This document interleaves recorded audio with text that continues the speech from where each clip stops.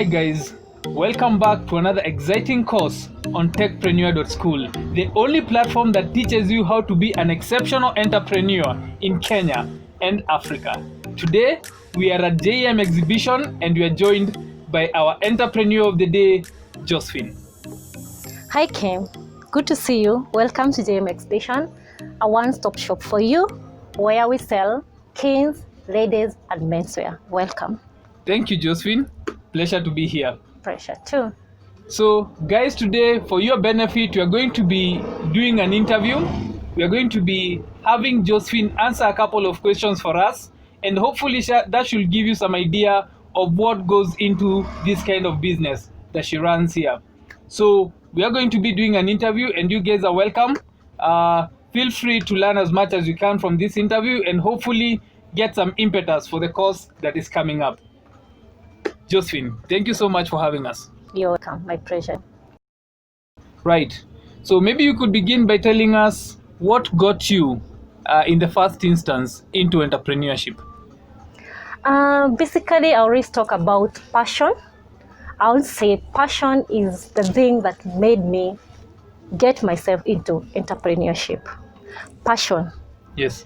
Passion is the drive. It was the key and it is the key even today for entrepreneurship. Okay, that's interesting. And when you got into entrepreneurship, when you felt the passion to get into entrepreneurship, were you employed or were you outside here looking for something to do? What is the backdrop to that? When that question is always posed to me, I feel like, wow. I would say that I was working with the Electoral Commission of Kenya. I was in a well-paying job, but because of passion to start something, and I was very specific. I wanted to do fashion. So I was working. I'm a graduate, right? But one day, even my dad knows. I said, no, okay, fine. I'll go to the university. I'll get employed. But in my mind, and all I wanted in my life is to become a business lady. And that is how I came to start this journey. And I don't regret it. It's the best, and it's always remained the best for me and any other person. Wow, wonderful. That's great to hear. And how long ago was this? When did you start your journey in entrepreneurship?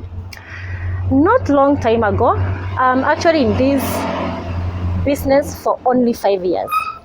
Only 5 years? Yes, I'll say only 5 years because I can see the step, the progress since the day one up to this far that I've gone. So I'm in this business for 5 years only. 5 years, okay. Yes. I'm sure some people will feel like that is a good enough time for somebody to be saying they've been in the business long enough. Not really. It all depends. It all depends because you can also be in business for many years and you cannot see anything, or you cannot see any progress or any fruit or anything about it. But I'm saying down the line 5 years, I'm happy. I can't regret the decision I made of resigning, and starting this business. I'm basically very happy about it. Yes. And I feel I can preach this to another person and tell them that they can also make it in business. Wonderful. Yes. And along your journey, as you've been doing entrepreneurship, what would you say are some of the biggest challenges and hurdles that you have faced in your journey? Well, to start with, I'll talk about finances. That is a big problem to most of the entrepreneurs. Because to set up something like this, you really need money. And at times, it's very hard, and maybe you have an idea, but you don't know where to get the money, or you have the money and it's also actually not enough for you to start the business. That was basically what was a main challenge. By the time I was resigning, I saved some money. But when I came to the market, things were literally contrary to what I had in my mind, because I came to understand that you have to have some money to do what you want. But as I always say to people and also to myself, is that you can start something as long as you have the passion. You can start with the small money that you have, and then you grow from small to big. Right. So basically, I would say The challenge, one thing is the finances. Secondly, when I talk about the challenges of actually in the world of fashion is online marketing, which is becoming a very big challenge to us.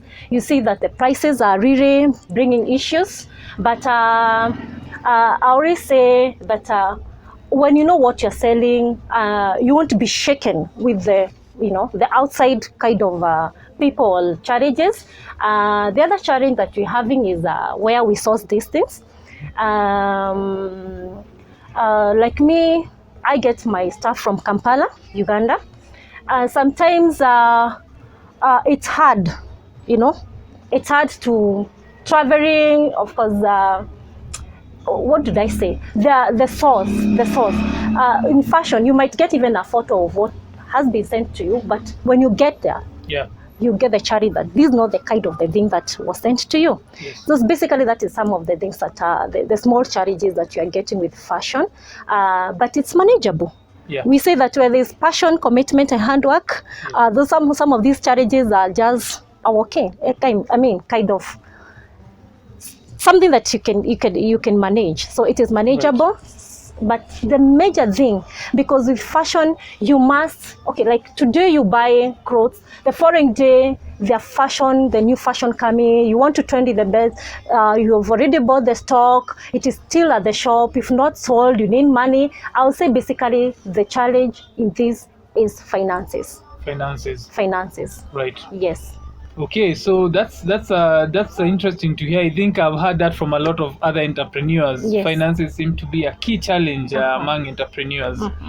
And moving on, maybe you will tell us when we speak about this kind of business, the fashion business, how much, or rather how many employees does somebody need to have in order to do a business? Like maybe for your case, how many employees do you require in order to manage your business? Funny enough, with fashion, one thing, it depends with the location and what you're selling. Right. For me, I could do this business alone for 1.5 years. I used to run this business alone. Okay. Yes. For late to stabilize and now to give me an idea of the kind of a person I want to keep here. Right. It depends the size of the shop and what you're selling. Basically, yes. It all depends with the kind of the business you want to put. Like me, you see, basically having menswear, yes, ladies wear, and kidswear.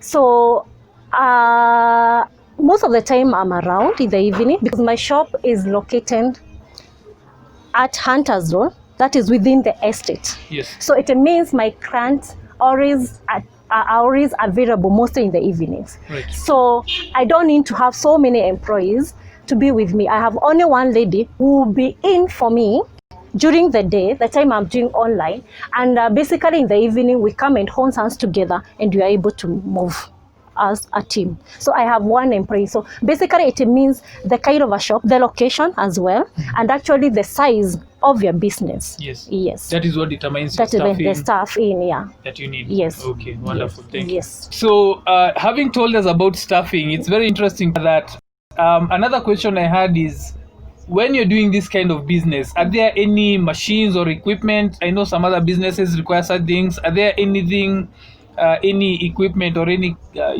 machines or any capital investments that are required other than the stock when you're doing this business? No, for an exhibition, I don't think there is any other machine that you need. Basically, you only need the stock. And that is where I come in and tell the person, I would like to teach someone how to go in fashion, because fashion is wide, all right? It's a wide area that no one will exhaust it at some point. So normally, there is no machines, there is nothing. It's all about the stock. And what I want to teach more about is what the fashion entails, because I've learned a lot personally, out of which I want to sell the same idea to people. Fashion is all not about stocking a lot and so many other things. So basically, no machines nothing. And actually only the machine that we're able to buy is only the ironing machine, because you really need to make your display neat all the time. And now to minimize about the cost of ironing and all that, there is one machine, of course, the standalone iron, like that is only actually the important machine that one can have in such an area of Fashion. in fashion. Yeah. Okay, that's interesting. Yes. And when you're speaking of being in such a business and running such a shop, what are the kind of hours of work that we are looking at? What does your typical day look like from when you start work to when you finish it? This also can depends with the location. Okay.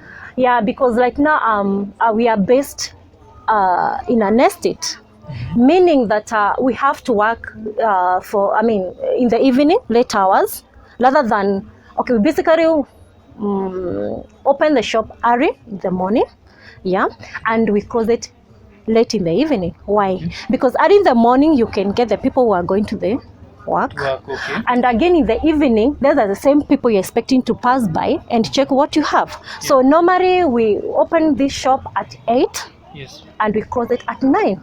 At 9 p.m. 9 p.m. Yeah. Okay. Yes. So that's about maybe that's more than 12 hours. That's like 13 hours. I tell you, for this one, for I mean, what I'm saying, the location actually determines the kind of hours you should work. Yes. Because in town, you see some of these exhibitions, they are always closed around 6 or 7, because people are now going back to the estate. But now mine as JM exhibition, we have to push. It's a sacrifice. It's normally a sacrifice that for you to get money and for you to move sales, it means you have to work late, because at the time you're expecting people to come from their working places and pass by and buy something. Okay. Yes. So we basically work from 8 up to 9 p.m. Yes. Okay, wonderful. And okay, so on to the last question as we wind up. We would like to hear from you, or rather the viewers would like to hear from you. What should they expect when they enroll for your course in the fashion business? What should they expect? Ken, I really have a lot to teach actually so far in the world of fashion, because I've learned a lot personally, and every day is a learning day also for me. I'd like, first of all, to teach someone somewhere who is willing to start this business about the location, because the location is the first key thing to run this business, because you must have a target. With the location, then you'll be able to know what kind of things are you going to sell, what kind of stuff are you going to deal with, because you can put an exhibition and maybe for no one or reason as a starter, thinking that you will do good in ladies wear, and you find that the location is not good for menswear. So definitely I would like first of all to teach people about when a location, when this comes, in your mind to start maybe an exhibition. Secondly, I'd like to teach about how to bring the setup of your shop, because the setup talks and really reflects a lot about your business. Right. So the arrangements, like you look around, like this side, you see that we have really setup of a menswear. It should learn, in a way that a client will not strain to see what you're doing. So I'd like also to teach more about the setup and the way you can, keep your shop, for the presentation. And also want to advise someone about the source, because the fashion, everyone is learning for fashion. But again, the source is very important. Right. The kind of stuff that you're selling. I also want to teach more of where you can get your stuff for you to excel, right? And again, I would also want to teach someone about the hard work, the passion, the commitment key about this fashion. Because in fashion, you basically find that it is really involving. Yes. Yeah. It's not about having the stock. It's not about selling. It has other, inside kind of keys for you to be successful. Basically, that is what I would like to teach someone, so that again, he or she can reach to where I am. Okay, wonderful. Yes. And seeing that you are also previously employed and you're able to transition to being an entrepreneur, and also being a mother, are those also lessons that you can be able to teach other young ladies who are aspiring to get to where you are? To mention Ken, I'll say I'm a single mother and a proud mother of one boy. We also a model because we do this business together. He's my number one fan. Okay. And I would say he has got this from me. He loves fashion as well. I basically model what I wear. So what I sell is what I wear. Right. And so I would like to encourage someone who is out there, who is thinking that she cannot make it or he cannot make it. I personally am a single mother and I've made it. And I know that there is a lot that we can do together. So I'd like to teach some of these key things that a woman like me, because I'm a woman now and a mother, some of the tips that can keep you going. At times you break as a mother because you're all alone. At times you're not sure about how to go about it or how to start. But I'm here to take your hand and to take a lead with you. And I'm sure one day you'll be successful as I am. Wow, wonderful. Thank you so much, Josphine.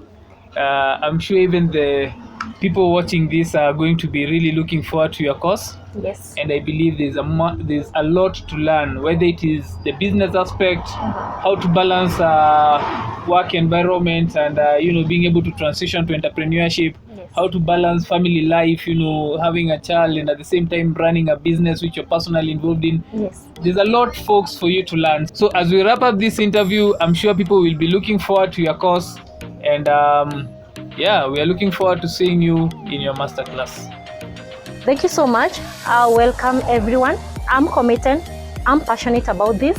Let's learn a lot from this. Let's hold one another and see what we can do together as a team. Thank you, Josphine. Guys, see you there. Bye.